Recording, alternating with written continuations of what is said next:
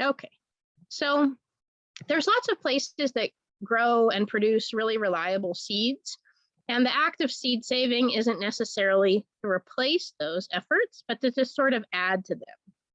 And I think the first thing that we want to think about is we won't get into any sort of debate about the causes of climate change, or if, climate change, the causes of climate change. But anyone who has spent time in any kind of natural setting, whether you're a skier or a fisher person, or you like to go hiking, or you grow your own fruits or vegetables or flowers, we've all seen that the seasons are shifting.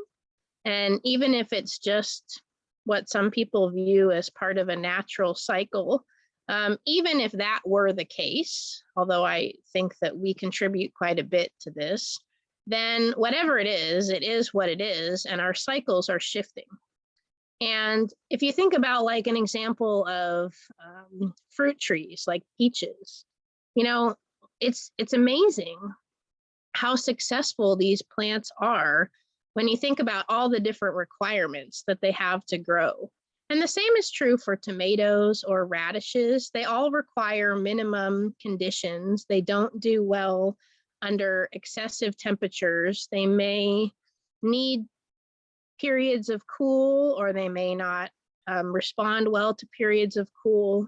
But as our temperatures and conditions are changing, then having seeds that are locally adapted to your area can be a benefit to us as home gardeners. So in theory, a seed that is produced anywhere, whether it's produced in the Midwest or up in Northern California, wherever a seed is produced, as long as it's the right seed for your sunset zone or your microclimate, you should be able to grow it. And so again, that's why I'm saying like seed saving is not an activity to replace purchasing seeds. But for example, I've noticed some years that I'll have, we'll have a very maybe a really long, several days of over 110 temperatures, for example, in the summertime. And I'll notice that I have tomatoes that, maybe out of 10 or 15 tomatoes, even if they're the same variety, a couple of those tomato plants will just kind of perform better than other tomato plants. Maybe we have a lot of rain, or maybe you're in the high desert and you have a lot of wind, and you might notice plants that just seem to be better adapted to handling those more extreme conditions. And so going through the act of saving those seeds gives you an opportunity to create a plant that maybe you planted 10 of them, and one of them had just a little bit of genetic diversity that was made it less susceptible, say, to the extreme heat. Or maybe it was handled the cool temperatures, or was more resistant to powdery mildew. And it's not going to be a big change, but those little changes, if you save those seeds and grow them out every year, mean you have an opportunity to grow something that's locally adapted. And even if it's not very different than the other plants that you grew, even just growing something, if I grow a plant year after year, saving the seeds each year in my backyard for 10 or 15 years, then those seeds that I have are going to be very well adapted to the combination of conditions that I have in my backyard. So local adaptation is one reason why people save seeds. Another reason that really hit home last late spring and early summer was when the pandemic really hit. Then seeds were hard to find. And it wasn't because there was a seed shortage. There was definitely not a seed shortage in the United States or even in California. But through the supply chain, which we're still becoming more aware of the limitations of supply chain, then just because those seeds were out there, it didn't mean we could go to our local nursery and buy them, Or like with online seed companies, and there's some really great ones out there, then even those, everybody was buying seeds. And so there was, even the seed companies, the larger seed companies said last year, it's not an issue of a shortage, but we can only pack so many seeds a day. We can only ship so many seeds. So you get sort of this bottleneck, and having seeds in your community gives you a little bit more independence. And so if you think back, like in food history, it was really only like, after the 40s that a lot of this, that we really shifted away from growing our own food at home. Of course, we still bought canned products, and we weren't all milking, getting our own milk at home, or our own eggs, or our own meat. But a lot of the produce was grown locally in the community or nearby, or in your front yard, for only up until about 80 years ago. And so it gave us a layer of food security to have the ability to do that. And so it's really easy. You can see here this little file folder thing with seeds, and a seed library can just consist of that. They're not big. You can put a seed library in a shoebox. And so to have seeds at your school or your kiddo's school, to have a seed supply at your community garden, those are things that give you an extra layer of food security. And it's a time-honored tradition. I think one of the things that's so relaxing about gardening is sometimes I just think about how many thousands of years or tens of thousands of years that we've interacted with plants. And so it really sort of, to me, is very meditative and connects me to sort of, our long history of our relationship with the earth. And I find seed saving kind of takes that to the next level. It can be practical and inexpensive. There are definitely some things about seed saving that is why seed producing companies will never go out of business. Some seeds are a little bit more challenging to save because they crossbreed, or they're a couple conditions which make them hard. And so it's not always practical, and it can be inexpensive if it's successful. But I wouldn't use that probably as the main motivation. But once you get good at it, you can get quite good at growing a number of fruits and vegetables at home with your own seeds. You can also share and exchange seeds. It's the way to connect, like through the pandemic. One of the things our seed library did in the beginning of the pandemic is that we had a lot of extra seeds that one of our master gardeners coordinated with her local community and arranged remote COVID-safe drop-offs of seeds and pickups so that people could still access seeds. And a lot of the comments that people made, it wasn't so much about the seeds, and just having that connection and being able to chat with other like-minded people on Facebook or social media about the seeds. And so it creates that community. It allows you to select your best plants. And then when you get really good at it, you could also, like broccolini or kaleettes. Kaleettes are a combination of kale and Brussels sprouts. And all of these things came from people who have experience, mostly, or some of them it's accidental, hybridizing or crossing plants and creating new and unusual things. So as you practice and get good at it, then you can select your best plants or make something new and different. And then I think it says, seed savings, just to ponder. I think it's so fascinating to look at a pea seed and how hard and dry it is, and imagine that there's a little life in there, and it springs forth and makes tons of peas to eat and save more seeds. And so I think in general, it's just a good meditative practice. So there's two ways to look at seed saving, and I often fall into the first category, which is sort of an accidental seed saver. I'm the kind of person that, my lettuce went to flower. I guess I'll let it form seeds and I'll save those seeds. Oh, my broccoli bolted. It went to flower. Whoops, I guess I'll let it make seeds. Oh, I forgot to harvest those carrots. I guess I'll let them make seeds. I forgot to harvest those peas. I guess I'll save the seeds. And that's a perfectly fine place to start. When you're an accidental seed saver, it's very easy to harvest the seeds as long as you can find them, but you don't have a lot of back information on what kind of plants you're going to get when you plant it the next year. So I saw this meme on social media that said, apparently buying plants and planting plants are two different hobbies. And I often feel like that, you know, I'll buy plants and then it's like, I'll be really excited and then I'll get home and I'll get distracted. And then it's like, oh yeah, planting the plants, that's like a whole second hobby. And it's really true with seed saving too. I think it's very easy, the little squirrel or hamster in us all can save and harvest these seeds all we want. And then having those seeds, sprouting them is usually pretty easy unless you're talking about native seeds. But having them actually produce a plant which produces what you're looking for is really an entirely different activity. So when you're an accidental seed saver, you can very successfully harvest many seeds. But what I found, so probably like 2 or 3 times a year, I do the basic seed saving class.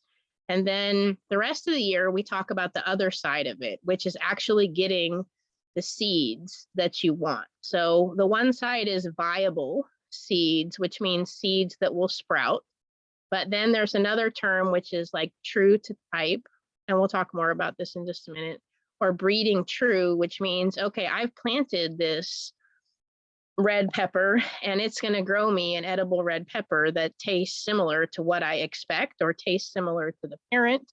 And when you're an accidental seed saver, I'd say my success rate is about 50%. Sometimes I get what I'm expecting and sometimes it's kind of a dud.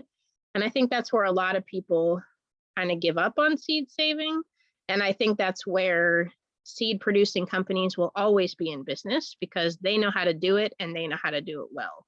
But if you take a little by little approach, then I think we all can be successful home seed savers, and we don't need a big yard. We just need to know a little bit of basics or background. And so if you're interested in seed saving and like to learn more, then each month we do have a different topic. So last month we talked about pumpkins or something. Yeah, pumpkins. But the month before that, we talked about pollination traffic control and getting your seeds to produce what you want when you plant them. So that's kind of that second seed saver, which is someone who has kind of a plan and knows what they're going to do. And so before they plant, and I find myself now after a probably 5 or 6 year seed saving journey, because I'm still fairly new, I find myself kind of in both. Some of the things I plan ahead, and some of the things I'm like, oh, there's a seed, let's see what happens. So if you're going to plan ahead, it's important to know what types of plants to grow, which plants are easier to seed save from, where to plant your plants, and then when to harvest your seeds is something we all need to know.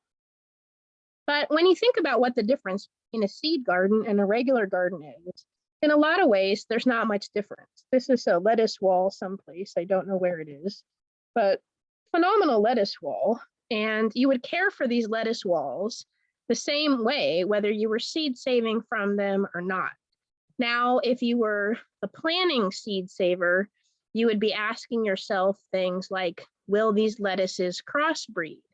Am I going to let all these lettuces go to flower? Different things like that. But as far as the care of the plant itself, it's pretty similar.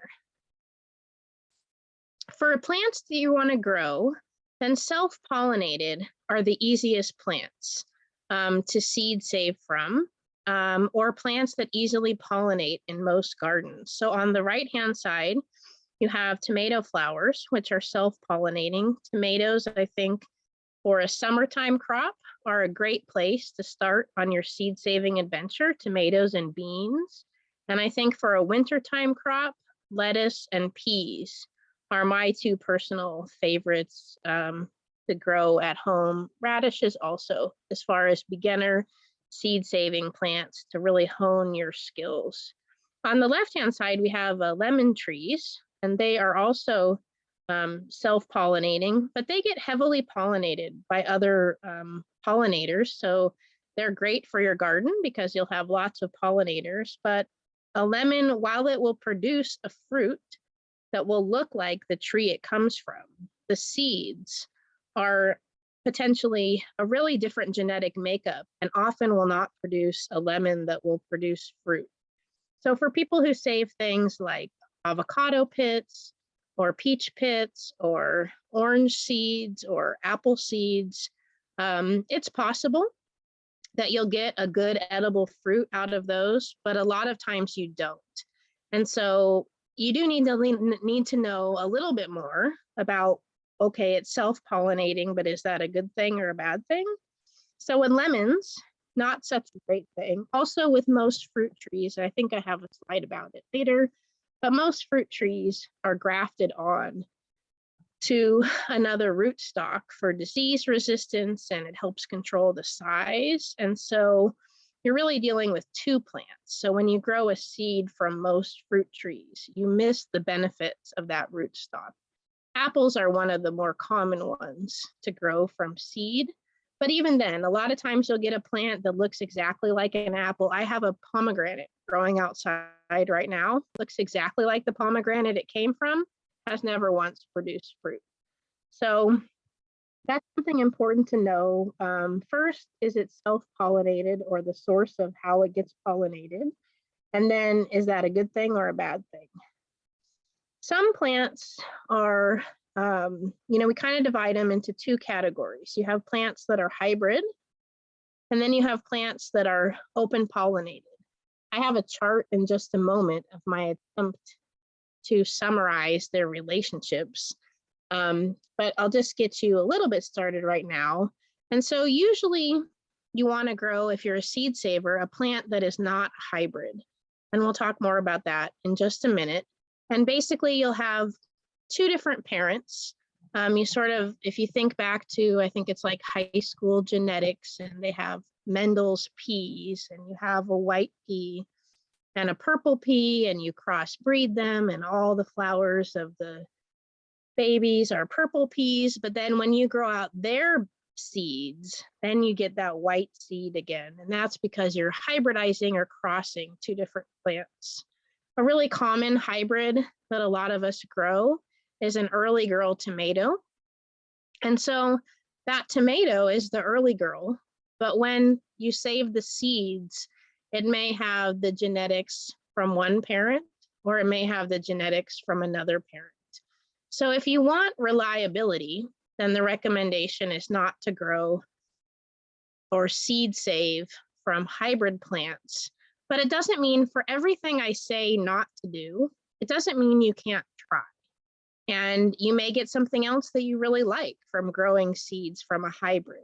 But maybe when you save the seeds from that plant, because you're dealing with a mix of genetics, you may not be able to reproduce that again. So usually we say don't save seeds from hybrid plants. Doesn't mean you can't do it, but it's less reliable. And then if you're going to do sort of like a versus, so you have hybrid, then it would be sort of like versus an open pollinated. And open pollinated just means that the pollen is not controlled, and the idea is the term open pollinated a lot of times is connected with the idea that it's not a crossbreed between two plants. So you sort of imagine you have a field of brandywine tomatoes, and they've maybe open pollinated with other brandywine tomatoes, but they're all going to be seeds that will match the brandywine tomatoes. The truth is, and this wouldn't be true if you were purchasing seeds. So if you purchased a pack of seeds that says open pollinated, it's still, while it's open pollinated, it's still in a controlled environment. So those seeds will be reliable. In your yard, open pollinated, where you don't intentionally crossbreed two plants, you could accidentally be crossing plants. And so in the wild, open pollinated seeds can be hybrid. So I want to just point out, I have some resources about vocabulary and some really other really great resources from Seed Savers Exchange. And it took me several years to really understand all of this. So if this is your first introduction, don't expect to understand, like maybe you're understanding the words that I'm saying, but it took me a long time to remember and be able to recite and be able to really comprehend the wholeness of it all. So I kind of, if this is new to you, just take this as an introduction of terms rather than needing to have this all memorized. And you just keep revisiting it. And the more you revisit it, the more you'll understand. And so another term you'll hear a lot in seed saving is heirloom. An heirloom is a type of open pollinated plant. It's a type of plant that's been grown through open pollination. And heirloom doesn't have an exact definition. It's a little bit like a buzzword, kind of like organic, where it basically has a meaning, but if you really look, like it kind of means different things to different people. So in some definitions of heirloom, you'll see that this is a plant that's been grown and seed saved year after year. Some of them are very specific and they say from before World War II. Some of them will say more than 30 years. Some of them will say for generations. But the bottom line is when you see the word heirloom, it means that this is a plant that has been grown out for many generations, and the seeds are reliable and they will produce reliable results when you're growing them. So you don't have to grow heirloom seeds. You can grow regular open pollinated seeds or plants to seed save from. But when you see that term heirloom, just know that it's a term that has kind of a loose interpretation, and you don't have to just save from heirloom plants. It does mean something. It means it's been grown for many of its generations for many years, but it's not the only plants that you can seed save from. A lot of people like to grow heirloom seeds because even 80 or 100 years ago, there were dozens more varieties of tomatoes and of peppers and of apples, and our food system has really narrowed down to only growing a handful of each variety. So a lot of people like to grow heirloom seeds because you're bringing back genetic diversity of plants that have sort of fallen out of favor. It's really interesting when you look at the history of plants, because it's kind of just like fashion. And so some things that are available now, won't be popular or fashionable in 5 or 10 years and will be hard to find. And that's another reason, if you find a tomato that you just can't live without, I encourage you to save those seeds, because in 5 or 10 years, it may not be maybe you're the only one. You and a handful of other people are the only one that really like it. And so without the demand, the commercial companies that are producing those seeds may stop producing those seeds. And if it's a variety you really like, that's another reason to be saving those seeds. So, things like dates, those are things that are hand pollinated.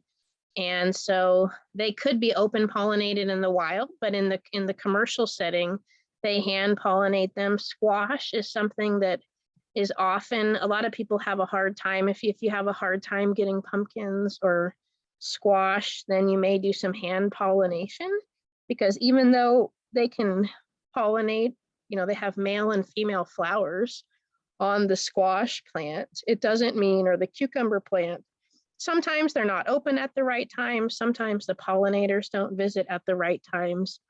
And so you may be doing hand pollinating to get fruit, or you may be doing hand pollinating to get seeds to save. It doesn't mean just because it's open pollinated or heirloom doesn't mean that you don't maybe have to help it out a little bit in order to get seeds to save.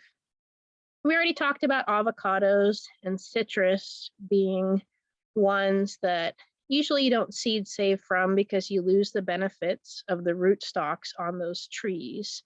Geraniums, for example, have very tiny seeds, and they're very easy to grow from cuttings. The same with succulents and cactus. Berries grow very well from cuttings. Strawberries and blueberries, you can start from seed, but it will add quite a bit of time. I think for blueberries, it was like 3 to 5 years additional time to get fruit on your plant. So there's some things that just aren't worth necessarily, unless it's like a pet project, a fun project, then to save seeds from. I would say the easy ones in general are tomatoes, lettuce, peas and beans, radishes, and then arugula, endives, leeks, and tomatillos. Those are some of the really easy ones to seed save from. A lot of those are self-pollinating. A lot of those, the seeds are contained within a fruit, and they don't easily cross-pollinate with other plants in the same family nearby. Some that are a little more difficult are things like asparagus, beets, bunching onions, carrots and chard, chili peppers, eggplants, parsnips, and bell peppers. Those can be a little bit more difficult to be, again, going back to the beginning, remember you can harvest seeds from all of those plants, but they may be a little bit more difficult to successfully regrow what you're looking for.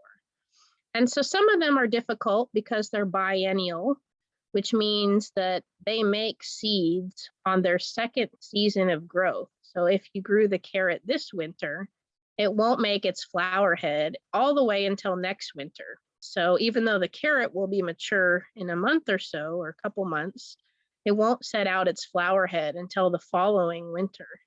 Same thing with onions. Bell peppers are an example.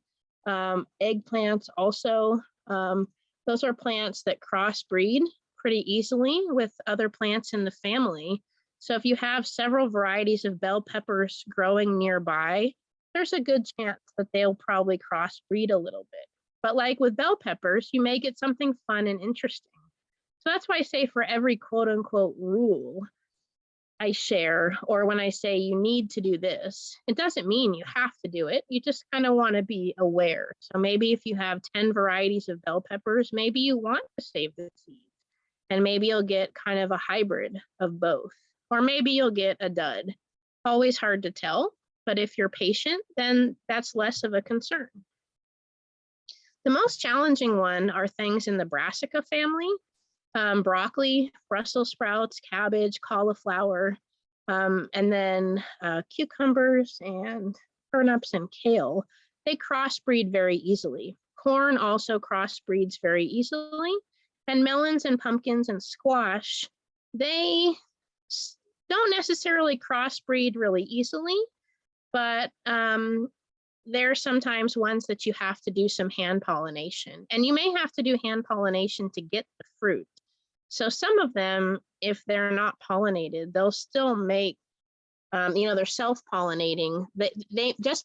Some plants, just because they make a fruit, it doesn't mean they'll have viable seeds. So like that citrus greening disease that we talked about at the beginning, it will make a fruit even if the seeds end up not being viable. But the melons and pumpkin and squash, usually if they make fruit, then you do have seeds inside, but it doesn't mean you know what kind of plant those seeds will necessarily grow. Here's an example on the right. Those are those kaleettes, which is like little tiny, they're like the size of a quarter or a silver dollar. And they're like a Brussels sprout and kale crossbreed. The little broccolinis, they are not baby broccoli, but they are a cross, I think, between kale and broccoli. So, they say that brassica family is one that crossbreeds really easily, but it's also an opportunity to do a lot of playing in your garden and to see what you come up with. Now, maybe you get one generation that looks like this, and then when you regrow the seeds, it becomes a dud. So it's quite an adventure. And I think, anything that can have lifelong entertainment helps keeps us young mentally. And if I assume you're all adults, but if you're probably past your 30s, you realize life can get hard. And I think seed saving is like a great lifelong adventure to have to look forward to. So corn is one, like the glass gem corn. A lot of people have a hard time growing this, like this one in the center, which is really the color combination, because a lot of times one color will be more dominant. And corn can cross-pollinate over several miles. And so you may have a neighbor way down the street who's growing corn. And so that can affect the colors, and it may make something more interesting or it may make something less interesting. Herbs are ones in general that are pretty easy to seed save from. And I want to point out something that we can think about as we're seed saving. There's something called a phenotype and something called a genotype. And so the genotypes are going to be the genetics of the plant. So like my father had brown eyes and my mother had blue eyes, and I have blue eyes. So I have the genetics of brown eyes and blue eyes in my body, and my kid's father had brown eyes and my kids have brown eyes because I had those genetics in my body. And anyways, and then the phenotype is going to be how something looks. So I have a brown-eyed gene in my body and I have a blue-eyed gene in my body, but how I look is I have blue eyes. And so when we're talking about home gardening, for the most part, we're just concerned with how something looks, or oftentimes it's more how something tastes. And so we really care about the phenotypic expression of the plant. How does it look? How does it taste? We're not so concerned about the genotypic or the genetics of the plant. And so herbs, when they're grown in company of many other herbs in the same family, they will often crossbreed from a genetic point of view, where if you were to look at genetics of mints growing next to each other or basils growing next to each other, they may not match the parents. There may be differences. But basically, it's going to taste about the same. Maybe it will taste a little bit better. Maybe it will taste a little differently. But that's also something they say about the early girl tomato. Even though the early girl tomato is a crossbreed of two different types of parents, a lot of people swear that if you save the seeds from the early girl, it tastes the same as the parent. So that case, it has a genetic difference, but the phenotype looks very similar. But herbs are a great thing to seed save from. You have to be careful with things like fennel and dill. They can become pretty invasive. Mint is usually invasive, not so much from the seed, but from the root system. But catmint is another one that can be really invasive. So as you go along your herb seed saving journey and you let your herbs go to flower, just be aware and do a little research. Some of them can be quite invasive. And then if you think about, as master gardeners, we always talk about pollinator gardens and providing habitat for wildlife. And your entire vegetable garden is usually, especially your winter vegetable garden, your summer vegetable garden, you allow it to go to flower because most of the things we eat in the summertime are fruits. So we need that flower. But a lot of our winter vegetables like lettuces and broccoli and cabbage and things like that, we don't let them go to flower. A lot of our herbs, I know I was taught by my grandma to pinch back the flowers because the herb leaves get smaller. So like basil and cilantro, if they go to flower, they call it bolting, then your leaves get quite small and you lose that culinary value of that plant, because once the plant sort of switches, as they're young, they're in growth mode. And if it's an annual plant, like most of our fruits and vegetables are in Southern California, then once it switches over to reproductive mode, it usually doesn't go back into that growth mode. But if we can allow some of our plants to go to flower because we want to seed save from them, then in that pre-seed saving time, it's a great pollinator opportunity. And I did a presentation about butterflies a few years ago. And in doing the research for that presentation, I was so surprised at how many butterflies relied on herb plants like tarragon and mint and things. Some of them weren't always the culinary version, but a lot of pollinators rely or can utilize the nectar from a lot of our herbs. So by letting these plants go to flower, and there's a couple different strategies to do that, Then you can provide sources of nectar for the pollinators. So sometimes for the herbs, I'll grow several basil and I'll pinch most of them back so I keep getting those big leaves, but I'll let one of them go to flower, for example. When it comes to maintaining your seed garden, I mentioned already, then you're going to maintain in terms of watering and care. You're going to maintain it the way you would a regular garden. The thing I noticed about this picture, this is not my yard, I wish it was, but you notice that you have some kale and some cabbage, maybe some Swiss chard, a couple different types of kale. And so if these things are all going to flower at the same time, then the seed saving from these plants may be unreliable. And we have a whole class about this, so I'm not going to spend any more time about that. But when we talk about pollination traffic control, it's about that growing these plants in the same family, growing them in the same area. So when you harvest your seeds, you want to make sure they're fully mature.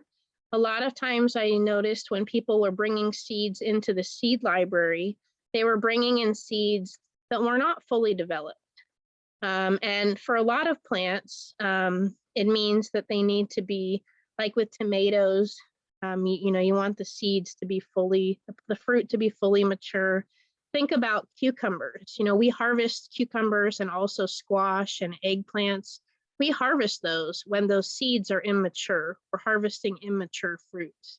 So if you were going to seed save from those, you would want to make sure the fruit is fully mature. And in things like eggplant and cucumbers and squash, it's really when they're past their best edibility. So if you have a squash plant and you harvest all the squash, then you've missed your opportunity to seed save. Now, usually with squash plants, you'll get another chance because they're so prolific, even though I actually have a really hard time growing squash. But you would want to make sure, if you're thinking about seed saving, let one sit on the plant until it's fully mature.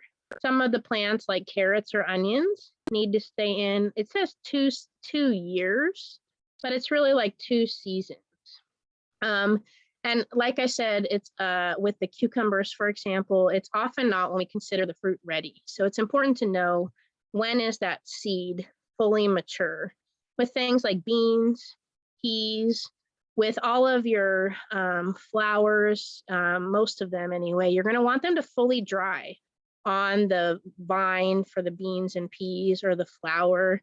Sometimes people would bring in sunflowers and the seeds just weren't mature and they're not fully viable. They're not going to, instead of like corn, for example, you can't take corn that you get from the store and just let it dry out. It's going to shrivel, but it's not going to dry like a corn seed. So if you're growing seed corn, you would let it dry on the plant.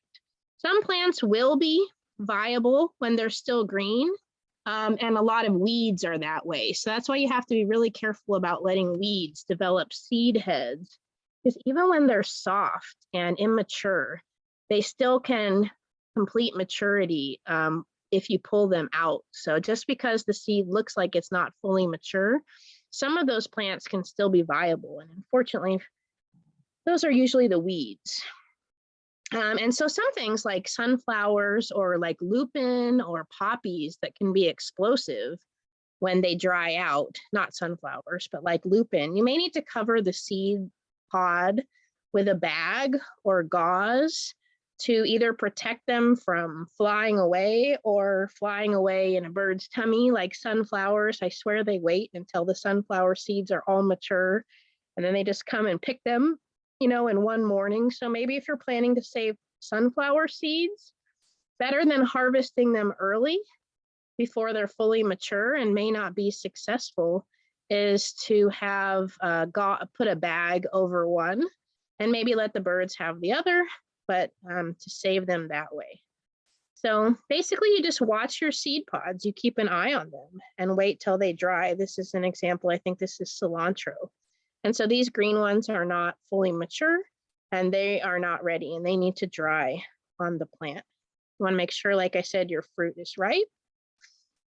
And then, so just to deal a little bit with like onions and carrots that take a couple seasons, then usually what I do is, like if I'm going to plant carrots, I'll plant a couple extra carrots. I actually usually put them in a separate pot. And you need for carrots several plants. And so I'll put like 5 or 6 carrots in a pot and I put it off to the side. And that will be where I'm going to get my carrot seeds from. Or you just leave them like at the end of your bed. But just keep in mind for things like carrots and onions that if you are going to save seeds, then you can't pull them up at the end of the season like you do with your other plants. Don't forget to label your seed plants. Sometimes I've had the carrots that I set to the side and I totally forgot about them until I see the carrot flower come up, or until I see the pot with the dead plant and realized I forgot to water it in the summer and it never came back. So you want to make sure you label them and know where they are. And then another strategy is just to sort of plant what you want to eat and then plant an extra 10%, get those ones you are saving seeds. I always think I'm going to fix this list. I don't like the way I worded this list. So bear with me here. So you do want to harvest the seeds when they're fully mature on the plant. You want to make sure that the seeds are dry on the plant. If it's not something like a tomato or a bell pepper, it's a dry seed, then you want to harvest them on the plant when they're dry. You want to keep your seeds in a cool, dry place after you've stored them. And if you have any seeds, so there's kind of like, we'll talk about this in just a minute, there's wet and dry seeds. You want to make sure that your wet seeds are fully dry before you store them. And you don't want to say, if you're in the business, the home business, the personal business of saving seeds, then the best way to save them is not to save them and keep them for 25 years until your granddaughter can plant them. The best way to keep a healthy seed population is to try to grow them out every year. Seeds can last for hundreds of years, but generally speaking, if you have 10 seeds this year, then next year when you plant them, maybe 9 of them will sprout. Maybe the year after that, 5 or 6 of them will sprout. And then the year after that, maybe just 2 or 3 of them. And so their viability goes down a little bit each year. A lot of people ask me if there is a chart for how long seeds last. And there's charts, but they all vary quite a bit. You know, one will say 5 years, one will say 10 years, one will say 2 years. And I would say if you have seeds and you want to try them, just try them. You know, let's see if they sprout, see if they work. But if you have, like I have these really important, my aunt passed away in 1999 and I found some poppy seeds about 12 years ago from her, and I saved them for about 8 years or 7 years until I found out about seed saving and realized I should have been growing them out every year for those 7 years. If they're really important seeds, maybe you save some just in case you have a crop failure, but you don't just hold on to them, because the longer you hold on to them, the less likely they are to grow. Now I've had radish seeds that are 10 years old and all of them sprout. So some of it has to do with how they're stored. They're kept cool and dry. They're not exposed to mold or fungus and moisture. But in general, don't hold on to them. Are there any questions at this point? The rest of the presentation is to sort of just give you a couple ideas about the harvesting and cleaning process and where to find the seeds. But if you're really interested in seed saving, I encourage you to check out the resources that I want to share and to, you know, attend seed saving workshops, either through our Master Gardener program or other places, and just kind of keep exposing yourself to the seed saving world, and you'll just keep learning more as you go. But are there any questions now before we continue? And if you'd like, you can unmute yourselves or you can type in the chat. I think I'm gonna keep going. I don't hear anybody unmuting, but if you are typing something in the chat, I'll keep an eye on that and I'll respond to it when it comes in, okay? So for seed harvesting and cleaning, I have a bunch of slides where I just kind of show you where the seeds are. It seems really obvious, but I was embarrassed and surprised to realize when I tried to save seeds, I would be waiting for them to come from one place and they were coming from a different place on the plant. Talk a little bit about harvesting, cleaning, and storing. and tips to ensure seed viability, which means tips to make sure that they will sprout. Okay, so I always try to remind myself when I'm seed saving, what am I trying to do? I'm basically trying to replicate nature's process by allowing the fruit or the seed to fully ripen. I'm collecting the seed right before or when it would be ready to fall to the ground. And that's where we step in, right? Instead of like the tomato falling to the ground, slowly decomposing and sprouting, you know, either in the winter or the next year, then we're trying to step in and put a hold on that process. And then we want to store them.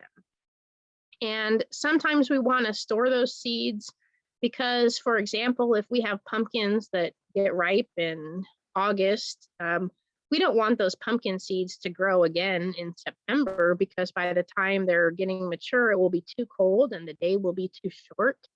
So we're trying to grow plants that, you know, would just constantly reproduce under the right conditions. Tomatoes under the right conditions, you know, they don't really hold the seeds in the ground too long. They fall to the ground and then they'll sprout and they'll keep going. A lot of times this time of year, I will see baby tomato seeds around my compost area, but they're not going to last because it's not the right season. Or maybe we're trying to kind of going back to the presentation, beginning of the presentation, maybe we're trying to store them so that we have a little bit of independence and have our seed supply of our own.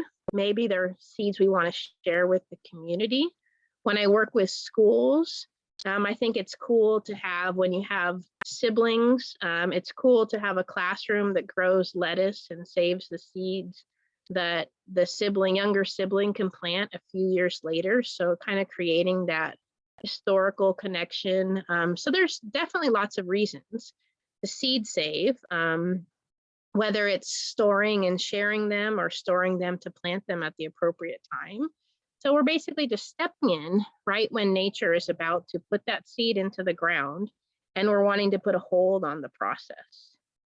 So some of the resources I'm going to share, here's some more seed saving terms. One is from seedsavers.org, and the other one is from NW, I think it's Northwest Edible. But those have some great terminology pages that I find useful, and even still I sort of revisit them and make sure I really understand all the different elements of the different terms. But so there's a website I'll share with you guys with seed saving terms. So for finding them, you just basically, I recommend when you start seed saving, maybe you start with just 1 or 2 plants a season. I recommend you sort of get to know that plant, do a little bit about research about how easily it crossbreeds. Do you have to have a plan to catch them with like lupin or sunflowers, where sunflower seeds might not fly away physically, but they'll fly away on a bird, right? Does the fruit need to fully ripen before you would normally harvest it, like a squash? And then usually if like for herbs or something, then if you want them to be fully mature, but you can like put them in a paper bag and let them dry out a little longer. That last bullet point, I don't think really belongs on this page. But I'm going to go through really quick. So here are our beans. Our beans, we want that pod to dry fully on the plant. I want to note that most bacteria or plant like mildews and funguses do not get transmitted through the seeds, but viruses can get transmitted through the seeds. And so like if you note that these beans pods are pretty funky looking and may have had exposure to some sort of moisture, most likely that disease is not going to pass through the seed, but it could impact the seed storage, or it could also, if it is a virus or you're having a particular problem with a plant, the source may be through the seed. Usually it's not, but it is possible. And so you want, like, these are sort of ideal. They're relatively clean looking. And so they're going to basically break the seed pod off of these and save those peas or beans themselves. Here are some at my house. And here's the beet seed. And the beet seed, the flower head is this is what the beet flower head looks like. And this will come out well past the time that that beet is ready to harvest. So if you were to harvest the beet right at this stage, it's usually kind of tough, and maybe they've even split. But this is what, and so when they're green like this on the plant, I have a picture. When they're green like this on the plant, these, when you harvest them, they're not viable, they're not mature. You want to let them dry on the plant. Here's your carrot flower. Here's the carrot seed. And here's the flower as it started to dry. When I saved my first set of carrots, I grew one carrot and it looked perfect and everything was great. It made a flower. I got these little seed heads and they were all hollow because I needed apparently to save a couple of carrots because they needed to cross-pollinate in order to be viable. So that's where it's important to do your research before time, or I just waited 2 years to learn that I didn't have viable seeds and try again next time with 5 carrots instead. Here's your charred seeds. Here's the similar to, what was that, beets, that the seeds, when they're like this, they're not fully mature. You want them to dry on the vine and look like this. Here's your lettuce seeds. They kind of look like dandelions. This is one that is kind of tricky because if they're too milky and they're not fully mature, then they're not going to be viable. But then they also blow away with their little dandelion heads. And this is what the seed should look like when you harvest it and it's fully mature. You can see here's one of the stems up here of the dandelion. So carrots, lettuce seeds are ones that sometimes you need to keep an eye on.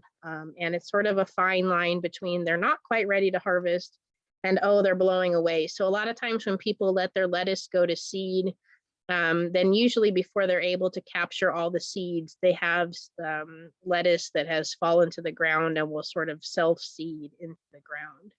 Here's milkweed. You can see that it also has the little sail on top to fly away. Here's your onion seeds. In this picture, they're sprouting. Here's what the flower looks like. And this is a great nectar source for pollinators. Here's your peas. And so when we harvest peas to eat, these peas are not going to dry and be viable. These are immature. You want them to dry on the vine. Potatoes is usually one we start from like little potato cuttings, but they actually, like a tomato, will make seeds. And here's the fruit. They'll look like that. And I just included this. This is really, so the way that you can get, because they're very hard fruits, the way you can get the seeds out, this one location, they modify a blender by putting weed whacker strings. Yeah, I don't have a picture. They put weed whacker strings on the end of the blender blades and then turn it into a pulp and harvest these seeds, which look very similar to a tomato seed. And these would be considered like a wet seed because they're inside of a fleshy fruit. Here's your radish seeds magnified. The radish seeds, if you keep waiting for them to come out of the flowers, they in fact come out of the little pods which grow along the stem, almost like a bean. Okay, so a question was, when you say dry on the vine has to be growing and not cutting the vine to dry in a controlled environment. So like with beans, they will dry out on a healthy vine. So the vine can still be growing and the beans will start to be, so some of the beans, you have a couple different varieties of beans. So it's like one of the beans, I think it's the bush type, that they will kind of set a crop, and usually you would harvest the seeds when the beans are done growing and the whole plant starts to dry. There's other beans where the pods will grow out, dry out as the vine continues to grow. Maybe that's the determinate and indeterminate growth. So determinate growth is where the plant grows to a certain size, it sets a certain crop, and then it's done. And in that case, a lot of times when the pods are drying, the vine is also starting to dry. So that would be a case where the vine is probably drying along with the pods. And so you would want to leave the pods on until the vine started to dry. Then there's indeterminate varieties where the plant will continue to grow, but as the pea or bean matures, the fruit will start to dry on the vine. So you just want to look for, depending on the type, whether you have a determinate or indeterminate variety, you just want to look for that pod to be drying on the vine. Okay, does that make sense?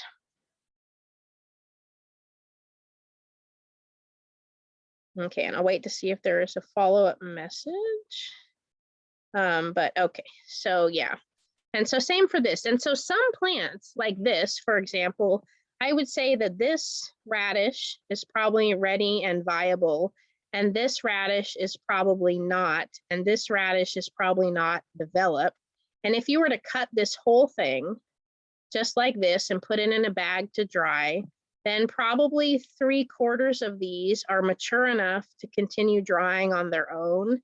And probably these ones toward the end would end up not being successful. So part of the thing, you know, maybe you want to harvest this now because you have squirrels or rabbits or something that come and eat these. And so you're competing with nature, or maybe you have, it's going to rain or something. It's better not to harvest the seeds if they're damp from the moisture. If you can't avoid that, then you want to bring them in and let them dry before you store them. But if you can, let this whole thing dry on the vine. That would allow the opportunity for these to fully mature. And sometimes on a set of seeds, most of them will mature, but some of them will not, sort of like, I guess you would say, like the runt of the litter, where some of them don't get fully formed. Here's spinach seeds. Here's another variety of spinach seeds, really cool. Here they are on the plant, but not fully mature. So if you were to cut this and let these dry, these would shrivel up but not be viable. Turnips, here's the seeds, flowers. This is what the seeds look like for broccoli. They look like little beans. And so when you see this broccoli stem, let's see when you see like this broccoli head, like I thought the flowers, the seeds were forming there inside of the flowers. And you see what happens is that the flower stalks elongate, and then each one of these individual flowers will turn into a pod along the plant. And you need to let these dry on the plant before you harvest them.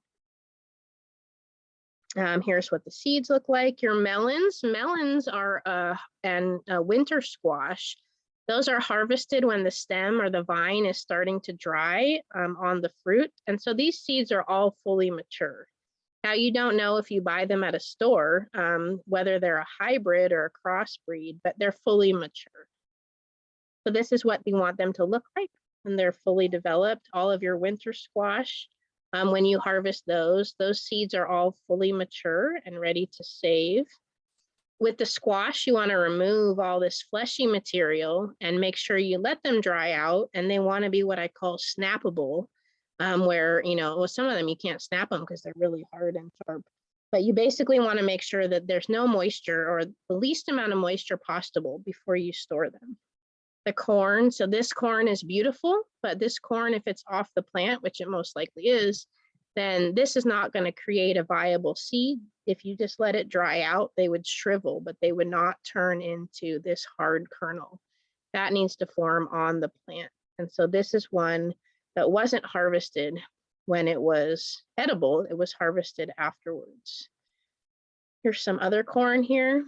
Tomatoes. Tomatoes are actually, by the time they start to color in, then it's just some chemistry changes that are happening within the fruit, which is why you can pick like a partially green tomato and it will still ripen, but generally you want to let them ripen on the plant. Here's how you clean tomato seeds and cucumber seeds.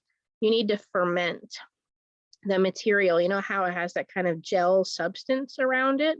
That gel substance needs to be fermented off. And we do a couple classes about that in the summertime, how to do that. And that's one thing, you know, there's some information online, which is great, and some information online, which is completely made up, and some information, which is like 50-50. If you want to do your own research on fermenting tomato seeds, there's a lot of really great information, and I haven't found too much bad information. But we'll also do some seed saving classes and teach you how to ferment them when we get closer to June. You have your herbs. Here's cilantro that produces coriander is the seed. It's actually like another culinary element. And here they are. Here's some basil seeds. Basil seeds are like chia seeds. They're really cool. When you get them wet, they get a gel coating around them. So this is sort of like the minimum. The stem is still green, but the flowers themselves have dried. And that's when the seed is fully mature. And this is an example of where you could take this basil stalk, put it in a bag, let it dry out fully and shake it, and the basil seeds will come out. So that's an example of when you maybe would bag something. The flower head is mature. The flower head is dry, but the seeds will release easier when the whole thing becomes dry. We already talked about citrus seeds. Strawberry seeds are on the outside. You can grow strawberries from seed. It just adds a couple years to the process. Usually you grow them from runners. Here's a picture of what the strawberry runner would look like. So for cleaning your seeds really quickly, you basically want to determine if they're wet or a dry seed. If it's a wet seed, it's a seed that is inside of the flesh of a plant. And if it's a dry seed, it's not. So basically the goal of cleaning is to remove debris that might attract mold and bacteria that could easily contaminate or damage the seeds while in storage. So that's why, like with beans or peas, you want to remove the pod, is to reduce the chance that there is bacteria or mold.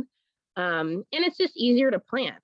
But I want to say that, one, when you're cleaning the seeds, you want to be careful not to damage the seed shells, but also we're not looking for a sterile environment. There's actually new research that shows that many indigenous cultures had ways of sort of inoculating seeds with, some of them would spit into water. Some of them had different sort of not potions, that makes it sound, sort of like different concoctions that they would make to inoculate the seeds with beneficial bacteria that help keep the seeds healthy. And research is sort of showing that that was a great way to do it. So you're not looking to sterilize your seeds. We're not looking for that. We just basically want to reduce the debris. For cleaning cucumbers and tomatoes, it's that fermentation process because they have growth inhibitors in the casing around them. And you just want to have the seeds left. But cucumbers and melons, that's a typo there. But like melons and squash, for example, they don't need to be fermented, but they do need that wet material removed. Because of the time, I'm not going to go through the fermentation process, but basically, just to show you, you would remove the seeds, you would soak them in some water. That water starts to ferment off the casing around the seed. And so it basically is sort of like a self-cleaning process, and you pour off the excess water and replace it, and you do that a couple times, and you'll end up with nice clean seeds. Here's a commercial operation where they've got all that tomato pulp, and basically every couple days they're adding they're pouring off the fermented water and they're adding fresh water till they get these clean seeds. Pouring them on a tray, letting them dry, and letting them dry. So I always think when I ask myself, is this seed dry enough? I ask myself, is this what the seed looks like when I get it out of the package at the store? Can I snap this seed? It needs to be that dry. The seeds will really stick to the paper towels, so you want to make sure you move them around, and you don't want them to sit in any water. Always label your seeds. You'll think you remember, but if you're like me, you will not. For berries and things like that, it's just the same thing. You want to remove the pulp and get the seeds separated. For cleaning dry seeds, you just have to kind of get creative. The term winnowing is the process of removing the chaff or organic matter from the seed. And you're just basically trying to remove that excess matter. That's what threshing is. We've been doing that for thousands of years. Here's them, where you can see the seeds flying through the air for this grain. You can use different screens. Here they're using a coconut coir brick and a newspaper to separate these seeds. Here they're using a screen. if you are of a certain age, I would say that you just have to sort of be like MacGyver, and you have to create some innovative way to get the seeds separated from the chaff. But many of the younger generation don't even know who MacGyver is. But basically, you just have to get creative. And that's why I like to start seed saving with 1 or 2 types of plants each year or each season, because then I can kind of learn my technique. So I started with tomatoes and then went on to peas and beans and to peppers and different things like that. And I kind of just pick a couple each year that I take the time to learn about. You can buy screens. You can buy all sorts of different kinds of screens. You can also really easily make your own clean screening with buckets. And so you just got to get creative. Here are commercial seed companies that how they separate the chaff from the seed is a properly placed fan, and they pour it into a bucket. And this is how commercial operations do it. Nothing technical, nothing fancy. Here you could just sort of, if it's a windy day or you have a fan or somebody blowing, then you can sort of sprinkle. And the idea is that the casing around the seed is usually lighter than the seed, and the seed will fall. But, there's some where the seed is lighter than the chaff and the seed flies away. So it's definitely a learning process. Here's some more traditional ways of doing it. For seed storage, it's really basic. Just a cool, dry place that's going to be free of pests. Moths, weevils, mice, they love the seeds. You want to keep them out of the seeds. Some people ask about freezer or refrigerator. And my caution about the freezer is that if there's any moisture in your seeds, then the process of the seed coming down to temperature could cause, just like a soda can, if that moisture expands, it's possible to crack your seeds. Seed banks will freeze seeds, but they dry them in controlled conditions where they know that there's no moisture or very little moisture left in the seed. They may also bring them down to temperature slowly. With the conditions at home, and I would say usually we don't know how dry they are, and so I kind of discourage freezer storage, but I know people who do it. Refrigerator storage, you have to be careful. Sometimes I know, like with bulbs, you don't want to put bulbs in with apples, or I think it's not like anybody puts bananas in the refrigerator. But if you put a lot of produce in the refrigerator, especially fruits that produce ethylene gas, it's possible it could impact the seed. But my main concern with the refrigerator is I think the moisture levels fluctuate a lot in refrigerators. And so, but I do know people who store their seeds in the refrigerator.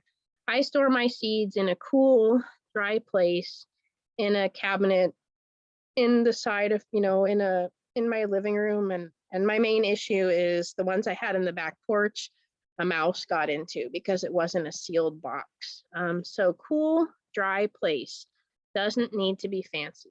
That is the successful way to save seeds.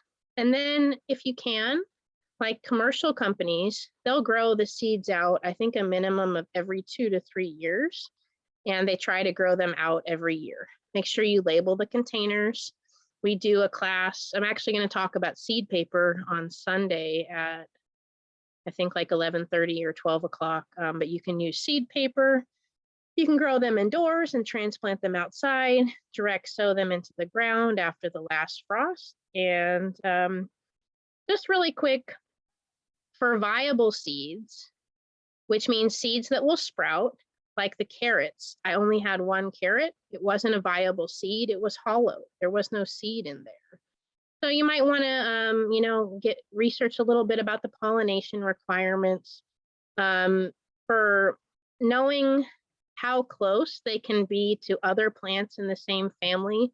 That can be how you can find out a little bit more about reducing crossbreeding so that they breed true. And then we talked about at the beginning about knowing if they're hybrids or open pollinated. They might both produce viable seeds, but the seed might not look the way you expect it to. And you want to make sure you clean the seeds thoroughly, but again, we're not trying to sterilize them, but let them dry completely. Make sure the seeds are mature on the plant, and then store them in a cool, dry place. And that should be your best bet for success with your seeds. Most of our resources are from the Seed Saver Exchange. They have a really great chart that I want to show you really quickly. I do have a blog I've written about seed saving basics and a little bit about seed saving for native plants. While I drop these links in the chat, native plants can be really easy to save the seeds, but you often need to go to heroic efforts to get them to sprout. It's one of the reasons why native plants can handle our hot, dry summers or our cold winters in the mountains, is because they have some, maybe they need to be exposed to fire. Maybe they need to sit in the snow for 4 months or 2 months. But the California Botanic Gardens, used to be the Rancho Santa Ana Botanical Gardens, has some information about starting native seeds. The challenge, again, is not harvesting most native seeds, but in starting them. And I also just want to add that when it comes to saving native seeds, we definitely want to not be harvesting out in the wild, because those native seed populations are needed for the survival of those plants in the wild. We only want to be saving native seeds that have been cultivated in a garden, your garden or somebody who's given you permission's garden. I'm also going to add our helpline information to the chat. If you have any questions about seed saving or gardening, feel free to reach out to us. I'm going to pull up this Seed Savers Exchange really quickly. And I just want to show you, this is normally for Master Gardener stuff. I share UC resources. But what I found is that while the University of California has researched, broccoli seeds and cantaloupe seeds and cucumber seeds and on, they're often, the information is shared on a crop by crop basis. So you don't have this compilation of all the seeds you might find in your garden. So one of the resources I shared was the seedsavers.org, or the Seed Savers Exchange. And what I love about this, and I also shared the website that this comes from. And so this talks about, here's the crop, here's the species and the family. So for example, if you have broccoli and broccoli rabe growing, they're both in the Brassica family as well as arugula, and these will crossbreed. But the website gives a definition to each one of these columns. It talks about whether they're an annual, meaning they produce a seed each year, whether they're a perennial, meaning they'll produce seeds each year but not die back like an annual, or a biennial, which means like a beet will take 2 seasons for it to produce that seed. It tells you the pollination method. Is it wind? Is it insect? Is it self-pollinating? The isolation distance talks about how far it needs to be from others in the same family to keep them from, they might be open pollinated, but they might be hybridizing while you're not looking. You have your viable seeds. So you can see, for example, for carrots, I saved 1 carrot and I did not get viable seeds. The seeds would not grow. And that's because I needed a couple more carrots. And then they talk about variety maintenance. And then here's that genetic preservation. So in order to, if you had, let's just say like a Danver carrot, and you wanted it to be genetically identical to its parent, you would need to grow more than 80 Danver carrots to get them to probably be genetically identical and not crossbreeding. But just to get a carrot that pretty much looks the same and tastes the same, then you only need 5. But the website has all kinds of information about all of that. And so, like if you just go to the general website, and it's almost 5 o'clock, but if you go to the programs and resources, and then you go to gardening and seed saving guide, then they've got lots of great information about different garden things. But I go to not the seed starting, but seed saving. And so like a guide to like seed saving for beginners, where to start. Sort of summarizes the things that I talked about. So those are my main sources. I think I included some other sources in there. With that, happy to